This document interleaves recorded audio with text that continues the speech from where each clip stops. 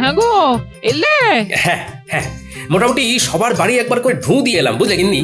দেখলাম মোটামুটি সবাই একদম জোর কদমে রান্নার প্রস্তুতি নিচ্ছে। তা তুমি কি বানাবে কিছু ঠিক করলে?